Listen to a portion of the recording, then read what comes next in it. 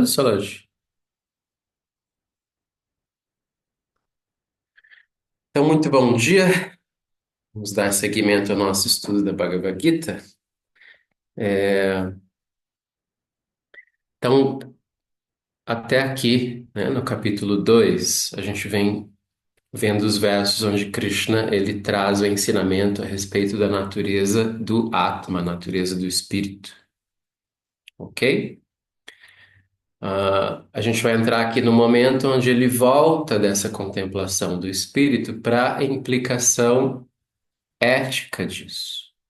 Vamos lembrar que a gente estudou lá no começo, eu expliquei para você sobre os quatro Purusharthas. Lembram desse tema? Então, o primeiro Purushartha é o Dharma, né? Dharma é a ação adequada no mundo, né? Então, são os nossos compromissos, nossos papéis no mundo. E existe um outro Purushartha que aparece lá no final, que é Moksha, que significa a realização espiritual ou libertação espiritual. Como eu disse para vocês, a Bhagavad Gita ela vai o tempo todo fazendo essa costura, né, entre a prática espiritual e o exercício do Dharma, o exercício do nosso papel no mundo. Tá? Ela é um texto que traz essa ênfase de uma espiritualidade vivida nas ações. Diferente um pouco daquela espiritualidade mais ascética que às vezes a gente está acostumado, né?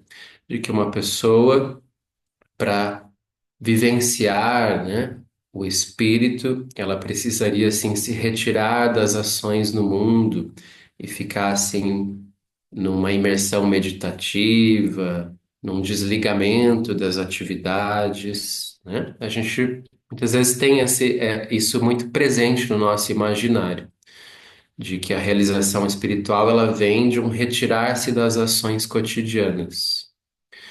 Mas Krishna, aqui na Bhagavad Gita, ele enfatiza essa espiritualidade que vai se cumprir, ela vai se fazer justamente na ação cotidiana.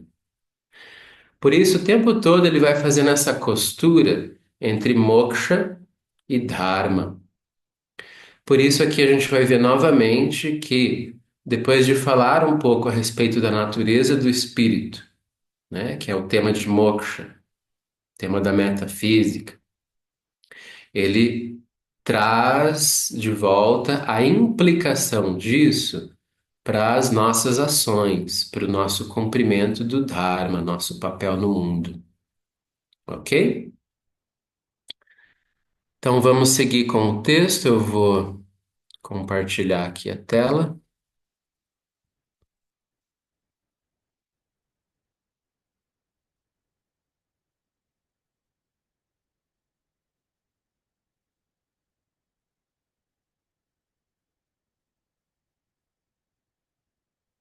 Então vejam lá no verso 30, Krishna, ele falou aqui sobre o eu, ainda sobre o eu espiritual, né? Ele dizia assim: o eu espiritual no corpo, a descendente de Bharata, é eterno e indestrutível. Isso é assim no caso dos eus espirituais em todos os corpos. Portanto, não há necessidade de você se afligir por nenhum ser. Lembrando aqui que a ênfase que Krishna está dando, tá? Isso vai ser depois, isso vai ficando mais claro no decorrer do texto, é que o yoga ele nos convida a perceber que a mesma natureza espiritual que está em nós também está em todos os seres. E, portanto, nós devemos ver todos os seres em pé de igualdade.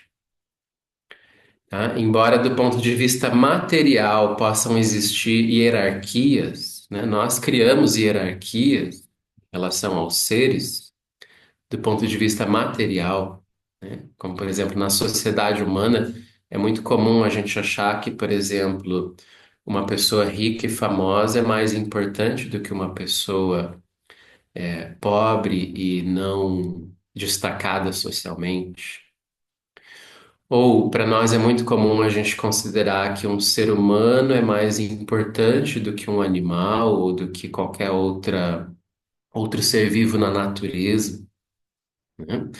Isso são hierarquias que a gente estabelece do ponto de vista da matéria, porque a gente está olhando para aquilo materialmente. Se a gente tem essa visão espiritual de que todos os seres comungam, compartilham da mesma natureza espiritual, a gente vai então desenvolver um olhar de igualdade e respeito para com todos os seres, tá?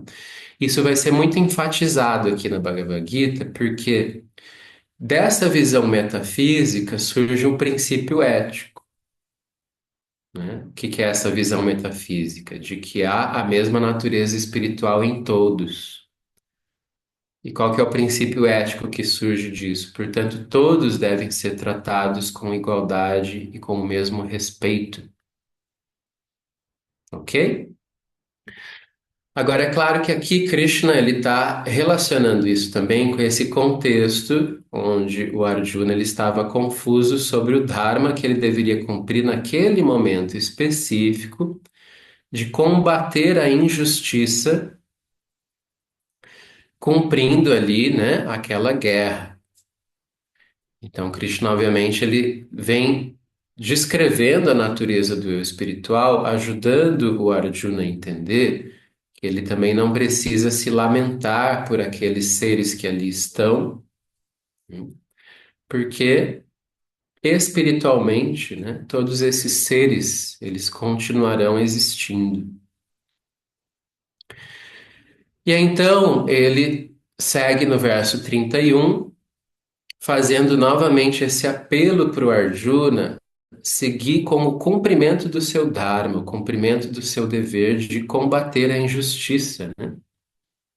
Então ele diz assim: ademais, considerando também o seu próprio dever, esse próprio dever, tá? É uma palavrinha importante aqui em sânscrito que vocês podem destacar. Está aqui no verso, bem no começo. Swadharma. A gente já explorou bastante o significado da palavra dharma, né? Que, como vocês entendem, é o nosso papel no mundo, as nossas responsabilidades no mundo. E swa é o pronome próprio, que indica si, seu, sua, né? Então, swadharma é o papel próprio daquela pessoa, né? Cada um de nós aqui temos nosso swadharma no mundo, né? Por exemplo, no momento em que eu estou sendo pai de uma criança, esse é o meu Swadharma, né? De ser o pai daquela pessoa. No momento em que eu estou aqui cumprindo um papel de ser professor, esse é o meu Swadharma aqui nesse momento com vocês, né? É o meu papel ensinar a Bhagavad Gita para vocês. E por aí vai, né? Cada um de nós está se conduzindo aí pela vida, cumprindo seus papéis, que são os seus Swadharma. Na visão do yoga, é impossível uma pessoa ela conseguir ter uma realização espiritual plena sem levar em consideração o seu swadharma, tá? Ela não poderia, assim, se eximir de cumprir o swadharma e dizer que dessa forma ela vai estar se realizando espiritualmente. Krishna não acredita nisso. Então, é necessário o engajamento nesse Swadharma para que o propósito espiritual da nossa vida se cumpra. E aí, o Swadharma do Arjuna, nesse momento aqui, né, é lutar. Ele vai precisar fazer esse combate, né? E por isso Krishna diz: considerando também o seu próprio dever, não condiz com você hesitar, pois para um kshatriya. Lembra quem são os kshatriyas? São os guerreiros, né? Não há benefício maior do que uma guerra justa. Tá? Então, por quê, né? O que que é o dharma de um guerreiro? É proteger a justiça. Esse é o grande dharma de um guerreiro, né? O dharma de um guerreiro não é assim fazer violência só porque ele tem um espírito belicoso, né? Descontar suas frustrações, cometendo abusos de poder, com outros seres, né? E isso é o desvio do Dharma de um guerreiro, né? Mas o verdadeiro Dharma de um guerreiro é defender a justiça, né? Proteger a virtude. E aí, então, Krishna segue no verso 32, provocando Arjuna com isso, né? Então ele diz assim: Felizes são os kshatriyas, para quem uma guerra como esta vem por conta própria, pois ela abre o portão para o paraíso celestial. Aqui, na visão védica, existe essa ideia também, tá, de que quando uma pessoa ela cumpre o seu dharma, então ela vai estar espiritualmente adquirindo méritos. Esses méritos são chamados de punyas. E isso, do ponto de vista kármico, né, promove a pessoa para condições de vida, vamos dizer assim, melhores, né? De modo que, como a gente vai ver logo um pouquinho mais à frente, muitas pessoas se apegam a essa ideia, né?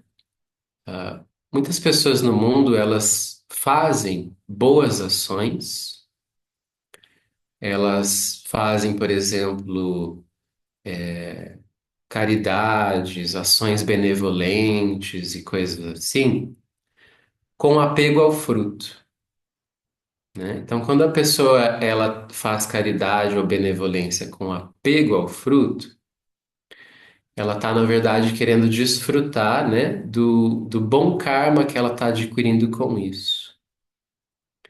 Como a gente vai ver um pouquinho mais aqui à frente, Krishna vai criticar isso, né? Ele, inclusive, a gente chama isso na filosofia védica, né, de esse tipo de prática chamada de karma kanda.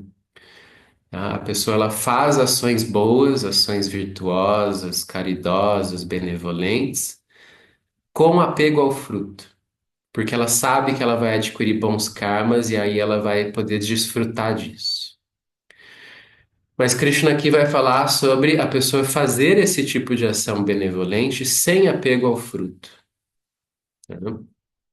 Mas aqui ele provoca o Arjuna lembrando, né, que dentro dessa cultura onde eles estão, é considerado que uma pessoa, quando ela cumpre bem o seu dharma, ela é promovida aos Swarga Lokas, tá? Swarga Lokas, que são os reinos celestiais.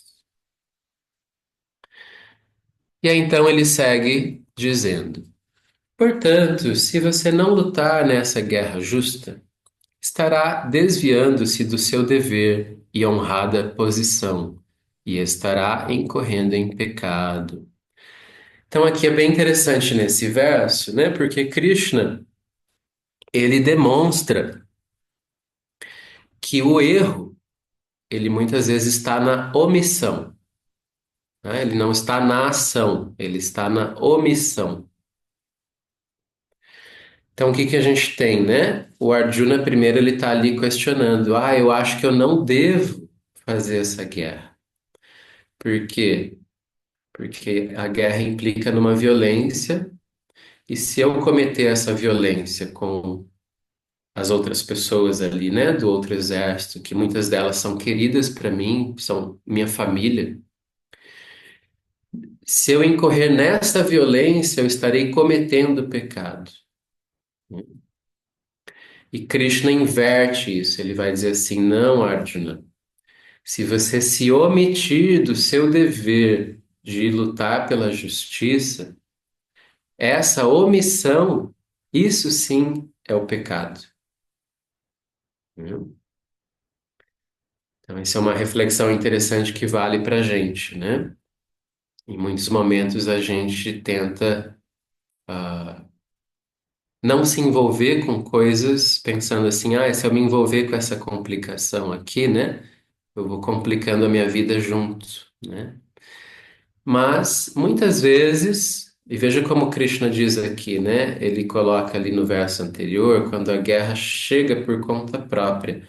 Ou seja, o Arjuna não era um encrenqueiro que estava procurando guerra, né? Ele era uma pessoa pacífica. Porém, aquilo caiu na mão dele, né? E ele então precisou responder a isso, né? Da maneira mais justa possível. E na nossa vida é assim, mesmo que a gente não procure os problemas chegam para nós, né? E quando o problema cai na nossa mão, Krishna está dizendo, nós não devemos nos omitir em dar uma resposta para isso, né? Porque muitas vezes aí a nossa omissão vai ser realmente a nossa falha, né? Então ele convoca a gente realmente para pegar mesmo essa responsabilidade em relação às coisas que chegam para nós, né? Como é que a gente responde a isso? E aí no verso 34 ele provoca o Arjuna falando sobre a honra, né? A honra de um kshatriya. Isso é muito comum entre esse clã dos guerreiros, tá? Os guerreiros são pessoas que se movem muito pela honra, né? E aí Krishna diz: além disso, as pessoas sempre falarão mal de você, né? Se Arjuna desistisse da guerra, né? Ele ficaria assim mal falado. E para alguém acostumado a ser honrado, a desonra é pior do que a morte. É importante a gente contextualizar isso, né? Porque entendam, a filosofia da Bhagavad Gita como um todo é uma filosofia que nos conduz para a humildade. Tá? A gente vai ver que a grande mensagem aqui é a gente chegar ao entendimento de que todos nós somos servos uns dos outros. E realizar isso implica em ter uma postura humilde em relação à vida e não uma postura orgulhosa, né? No entanto, aqui nesse momento, onde tem ali uma assembleia de guerreiros, né, prontos para uma batalha, é importante entender que nesse momento de uma guerra, né, o guerreiro ele precisa se imbuir ali daquele espírito de bravura, né, de honra, de coragem, né? Isso é típico do kshatriya. E aí Krishna usa isso para provocar o Arjuna, dizendo assim: se você arredar o pé daqui, né, e não cumprir aqui o seu dever, você vai ser desonrado, né? As pessoas vão olhar para você e pensar assim: ih, esse aí é um covarde, né? E aí é claro que isso, né, para um kshatriya é muito provocativo realmente, né, ser chamado de covarde. Então Krishna brinca um pouquinho com Arjuna nesse sentido. E aí ele segue dizendo: os grandes guerreiros pensarão que você retirou-se da batalha por medo. Estes homens que têm você em alta estima falarão de você com desprezo. Os seus inimigos, depreciando sua destreza, usarão palavras que nunca deveriam ser pronunciadas. O que poderia ser mais doloroso que isso? E aí ele segue dizendo: se você for morto, você alcançará o paraíso celestial. E se vitorioso, você desfrutará de um reino terrestre. Portanto, levante-se, ó Arjuna, decidido a lutar. Então, Krishna está falando aqui que mesmo materialmente, né, o Arjuna ele tinha aí dois possíveis destinos. Se ele perdesse a guerra, como ele estava ali lutando, né, cumprindo o seu dharma, lutando pela justiça, ele morreria e renasceria num reino celestial, justamente pelo cumprimento do Dharma. E caso ele vencesse a guerra, ele então exerceria o reino, né? E aí no verso 38, Krishna então diz: Vejam só que interessante esse verso, né? Essa é uma tônica que está muito presente em toda a Bhagavad Gita. Considerando prazer e dor, ganho e perda, vitória e derrota como sendo iguais, prepare-se para a batalha. Encarando dessa forma, você não incorrerá em pecado. Vamos olhar um pouquinho o sânscrito aqui, ó. Então, essa igualdade, essa visão equânime em relação aos dois opostos, é a palavrinha sama. Já destaquei para vocês que sama, em sânscrito, quer dizer igual, assim como a palavra same, no inglês. Vejam que aqui, inclusive, está uma conjugação do sânscrito, né? Same, que dá exatamente o same do inglês, né? Então, igual o quê? Sukha, prazer, o agradável, o conforto, e dukkha, a dor, o desprazer e o desconforto, né? Então, naquele momento, Arjuna não deveria se guiar pelo aquilo que é prazeroso e confortável, ele deveria encarar o prazer e a dor como sendo a mesma coisa, né? Ele deveria ter uma equanimidade em relação a isso. Então, prazer e dor diz respeito a uma sensação física, né? Uma sensação do corpo. O nosso corpo ele procura o tempo todo o conforto e evita o desconforto. Isso, de uma certa forma, é legítimo, né? A gente se guia, a gente se orienta até mesmo em termos de saúde, né? Buscando um certo conforto e evitando um desconforto do corpo. Porém, existe o risco da gente cair numa postura hedonista, né? Se a gente se guiar só por isso, a gente pode facilmente ser, assim, a gente pode facilmente ser dominado por Kama e Artha, né? Que são os nossos, aqueles outros dois purusharthas inferiores, que é a nossa motivação só por prazeres e confortos, né? Em seguida, Krishna diz que o Arjuna deve considerar também, ó, Labha e Alabha como sendo iguais. Labha quer dizer conquistas e Alabha quer dizer perdas,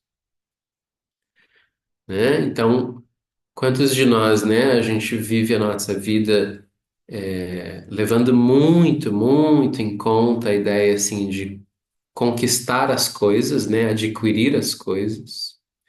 E o quanto a gente sofre e lamenta quando a gente perde, né? Alguma coisa. Especialmente a riqueza, né? A gente é muito orientado para ir em busca da riqueza e a gente lamenta, como um tio Patinhas, né? A gente lamenta, assim, a perda de qualquer pequeno valor ali, né? E Krishna está dizendo para Arjuna, também não se oriente por isso, tá? Você não está guerreando aqui, levando em conta o que você vai ganhar ou o que você vai perder. Está guerreando aqui só em nome da justiça. Portanto, considere o ganho e a perda como sendo iguais. E, em seguida, Jaya e Ajaya, tá? Jaya quer dizer a vitória, né? E Ajaya quer dizer a derrota. E Krishna também diz, né? Aqui é uma mensagem para o ego, né? Assim como o nosso corpo ele deseja prazer e não a dor, o nosso ego ele quer se sentir assim vitorioso, né? Ele quer se sentir engrandecido, né? A gente não quer se sentir perdedores. Isso é uma premissa do ego, né? Que está sempre buscando honra, engrandecimento, louvores, glória. Mas Krishna aqui também diz: você não está lutando essa guerra em nome do seu ego para você ser considerado, né, o grande vitorioso, né, ou um grande perdedor. Tome vitória e derrota como iguais, né? E encarando dessa forma, Agindo com essa equanimidade, você então não incorrerá em pecado.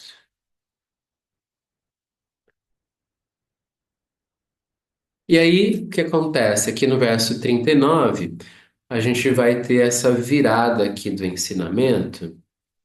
Lembra que eu falei para vocês no início desse capítulo que tem dois grandes temas aqui nesse capítulo? O primeiro é Samkhya, que é o ensinamento a respeito da natureza espiritual. E o segundo é Yoga, que é o ensinamento a respeito da ação, a forma como as nossas ações, né, elas estão relacionadas com essa visão do eu espiritual. Então, Krishna ele fala isso agora, né, de uma maneira bem didática. Ele diz assim: este conhecimento em relação ao eu espiritual, chamado de Sankhya, tá? Vejam aqui a palavra Sankhya também no sânscrito, foi instruído a você. Agora, ouça isto em relação ao yoga, tá? Então veja a palavra yoga aqui, ó. A qual, por segui-la, ó, Partha, você livrar-se-á do Karma Bandham. Último tema da aula de hoje, tá, gente? O que acontece? Na visão védica, nós nos prendemos às ações porque nós desejamos os frutos das ações. Então, o que acontece? A partir de um estado de ignorância chamado avidya, onde eu perdi a visão do eu espiritual, onde eu me identifico com a minha mente egóica e com esse meu corpo físico, e passo a viver esse personagem que eu sou aqui nessa vida, nesse mundo. Esse personagem ele está inserido numa teia de ações e reações, né? Como qualquer personagem de um filme, né? Esse personagem ele está ali vivendo uma trama, né? Acontecem coisas e ele vai reagindo àquelas coisas, ele vai tentando encontrar, vamos dizer assim, né? Uma condição favorável para si, né? Nessa existência. Isso faz com que cada uma das nossas ações vá gerando um fruto que cria um novo cenário, né? E aí, a partir dentro desse novo cenário, a gente faz novas ações que geram outros tipos de frutos, que vão criando novos cenários. E assim, através das nossas ações, a gente vai tentando migrar entre diferentes cenários, diferentes paisagens na vida, né? E a gente está sempre almejando ali aquele próximo cenário, aquela próxima paisagem, executando uma próxima ação, né? Tendo em vista um objetivo, um resultado. Isso, na visão védica, configura o que é chamado aqui em sânscrito de karma bandha. Bandha quer dizer prisão, cativeiro, tá? Então a gente está aprisionado nos nossos karmas, né? Porque a gente se identificou com esse personagem, como eu disse, é igual uma série, né, de Netflix. Você quer sempre assistir o próximo episódio, o próximo episódio, o próximo episódio. E se você gosta muito daquela série, né, você está muito envolvido com aquela trama, mesmo que seja uma trama perturbadora, né, vamos supor que a série ela é um tema, assim, por exemplo, de uma pessoa tentando se vingar de uma maldade que foi cometida contra ela, né? E você vibra para que aquele personagem consiga, né, aquele resultado. E aí você quer que tenha um próximo capítulo, e um próximo, e um próximo. E, se possível, que essa série nunca acabe, né? Então, esse é o Karma Bandha. A gente ficou preso nesse cenário, né? A gente ficou tão identificado com esse personagem e as coisas que ele está vivendo, que a gente se esqueceu por completo dessa natureza espiritual atemporal que está ali por detrás disso tudo, né? E o objetivo da filosofia védica é alcançar moksha, que quer dizer a libertação deste cativeiro do karma. A pessoa deve recobrar a visão da sua natureza espiritual eterna, percebendo que ela não está presa nesse personagem e nesse enredo, né? Agora, para que a pessoa possa alcançar isso, ela deve simplesmente parar de agir? Não, porque isso não é possível, né? Krishna vai argumentar isso. Para nós é impossível a gente parar de agir.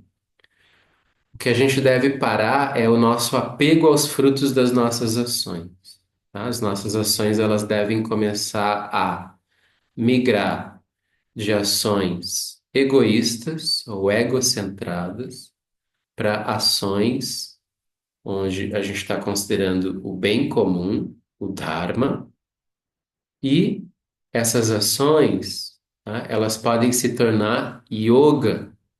Como é que uma ação se transforma em yoga? Quando ela é feita como uma oferenda, né? Uma ação que é feita como uma oferenda. Ela remete a pessoa, então, para esse além-ego, né? Para essa visão espiritual.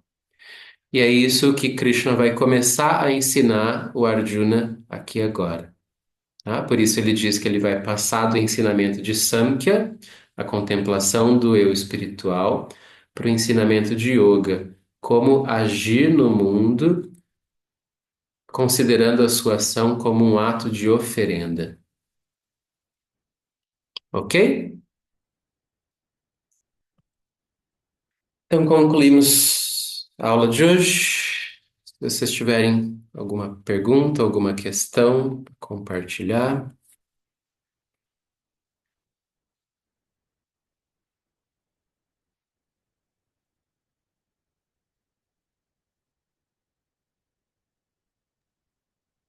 Eu só queria colocar uma coisa que me veio enquanto você falava sobre ganhos e perdas, né?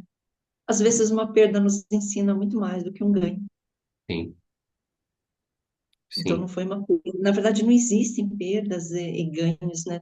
Se a gente aprende sempre, né? Se você aprender com aquela situação, jamais vai ser uma perda, né? São exatamente. experiências. Nós viemos aqui para experienciar a vida, né? Isso eu achei muito interessante. E também quando você falou da questão do karma, né? Que eu acredito que eu vi isso do Lama Santa, em que ele fala assim que a tendência nossa é ir logo para a ação seguinte. Essa ação seguinte parece ser exatamente aquela que vai nos levar para o karma, né? A gente não para assim, para sentir o momento, para acalmar um pouco. E eu me lembro que isso está num livro dele. Ele fala assim: se você vai e você vai no impulso, esse impulso é o karma te chamando. Eu acho muito interessante isso. Então, às Uhum. vezes dá um tempinho, o foco da mente da gente muda, né? E aí a nossa ação é outra. Isso. Krishna vai falar aqui, a partir de agora, sobre Buddhi. Buddhi é essa dimensão superior da mente, inclusive dá a palavra Buddha, né? Que seria assim o ser desperto, o ser iluminado. Então ele vai falar que toda ação, ao invés de ela ser movida pelos impulsos, né, do corpo, ou da mente sensorial, ou do ego, as ações elas devem, para que elas se tornem karma yoga, né? Para que elas se tornem yoga, elas devem ser movidas por buddhi, por essa instância superior da mente que delibera, que reflete, né? Antes de agir. E é justamente isso que a gente está vendo aqui na história, né? Primeiro Arjuna fica perdido sobre como agir, e aí eles vão parar para ter um longo diálogo ali, né? Filosofando e refletindo sobre qual é a melhor forma de agir. Então, Tá isso é chamado sempre de Buddhi Yoga, né? Vocês vão ver que essa palavra Buddhi vai começar a se destacar agora no texto. É que Arjuna ele mergulhou tão fundo numa paisagem mental, e aí para tirar ele de lá, né? E isso acontece com a gente também. A gente mergulha tão fundo numa paisagem mental que para a gente sair daquela, a gente tem que passar por várias outras até sair do outro lado, né? E nem sempre a gente dá esse tempo, né? Uhum. Porque a gente quer uma resposta imediata, a gente quer resolver de imediato. Sim. Uhum. Mas muito legal, muito obrigada.